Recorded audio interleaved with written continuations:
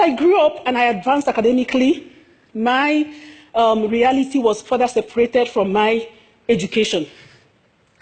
In history, I was taught that the Scottish explorer, Mungo Park, discovered the Niger River. And so it bothered me. My great-great-grandparents grew up quite close to the edge of the Niger River. And, I mean, it took someone to travel thousands of miles from Europe to discover a river right under their nose. No.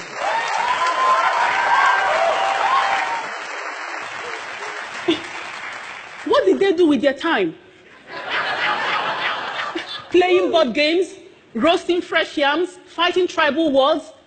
I just knew my education was preparing me to go somewhere else and practice and give to another environment that it belonged to. It was not for my environment where I grew up. And this continued, this philosophy undergirded my studies all through the time I studied in Africa. It took a lot of experiences and some studies for me to begin to have a change of mindset. And I will share a couple of the remarkable ones with us. I was in the United States in Washington, D.C., studying towards my doctorate. And I got this consultancy position with the World Bank Africa region. And so I remember one day, my boss, we were having a conversation about, on some project, and he mentioned a particular World Bank project, a large-scale irrigation project that cost millions of dollars in Niger Republic that was faltering sustainably. He said this project wasn't so sustainable, and he bothered those that instituted the whole package. But then he mentioned a particular project, a particular traditional irrigation method that was hugely successful in the same Niger Republic where the World Bank project was failing. And that got me thinking. And so I did further research, and I found out about TASA. TASA is a traditional irrigation method where 20 to 30 centimeter wide and 20 to 30 centimeter deep holes are dug across a field to be cultivated. And then a small dam is constructed around the field. And then crops are planted across the surface area. What happens is that when rain falls, the holes are able to store the water and appropriate it to the extent that the plant needs the water. The plant can only assimilate as much water as needed until harvest time. Niger is 75% scorched desert. So this is something that is a life or death situation, and it's been used for centuries. In an experiment that was conducted, a plot of land, two similar plots of land were used in the experiment, and one plot of land did not have the TASA technique on it, similar plots. The other one had TASA technique constructed on it. Then similar grains of millet also were planted on both plots. During harvest time, the plot of land without TASA technique yielded 11 kilograms of millet per hectare. The plot of land with TASA technique yielded 553 kilograms of millet per hectare.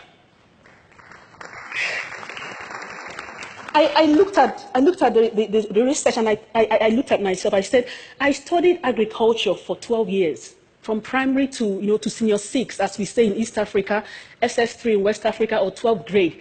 No one ever taught me of any form of traditional African knowledge of cultivation, of harvesting, of anything that will work in modern times and actually succeed where something imported from the West would struggle, to succeed. That was when I knew the challenge of Africa's curricula. And thus began my quest to dedicate my life work to studying, conducting research on Africa's own knowledge system, and being able to advocate for its mainstreaming in education, in research, policy, across sectors and industries.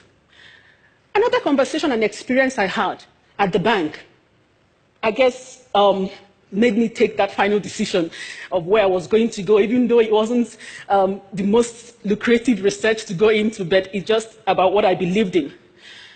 And so one day my boss said that he likes to go to Africa to negotiate World Bank loans and to work on World Bank projects. And I, intrigued, I asked him why. He said, oh, when I go to Africa, it's so easy.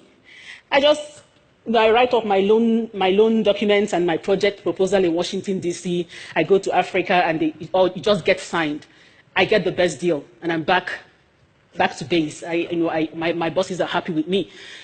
But then he said, I hate going to Asia, or he mentioned a particular country in Asia and some of these countries.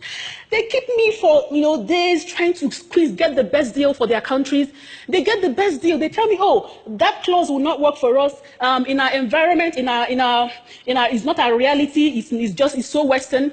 And they tell me, oh, we have enough experts to take care of this. You don't have enough expertise. We know. And they just keep going through all this. And by the time they finish, yes, they get the best deal, but I'm so exhausted and I don't get the best deal for the bank. And we're in business. Really? I thought in my head. Okay, I was privileged to sit in on a loan negotiating session in an African country. So I would do this consultancy position during summer, since I was a doctorate student. And then I traveled with the team, with the World Bank team, as more like someone to help out with organizational matters. But I sat in during the negotiating session. I had mostly Euro-Americans, with me from Washington, D.C. And I looked across the table at my African brothers and sisters. I could see intimidation on their faces. They didn't believe they had anything to offer the great-great-grandchildren of Mungo Park. The owners of Apple in A is for Apple. They just sat and watched and, oh, just give us, let us sign. You own the knowledge, you know it all. Just, where do we sign? Show us, let us sign. They couldn't even, they had no voice. They didn't believe in themselves. Excuse me. And so, I have been doing this for a decade. I have been conducting research on Africa's knowledge system, original, authentic, traditional knowledge. In the few cases where this has been implemented in Africa, there has been remarkable successes recorded. I think of Gacaca. Gacaca is Rwanda's traditional judicial system that was used after the genocide. In 1994, when the genocide ended, Rwanda's national court system was in shambles.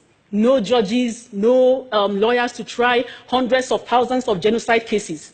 So the government of Rwanda came up with this idea to resuscitate a traditional judicial system known as Gacaca. Gacaca is a community-based judicial system where community members come together to elect men and women of proven integrity to try cases of crimes committed within these communities. So by the time Gacaca concluded its trial of genocide cases in 2012, 12,000 community-based courts had tried approximately 1.2 million cases. That's a record.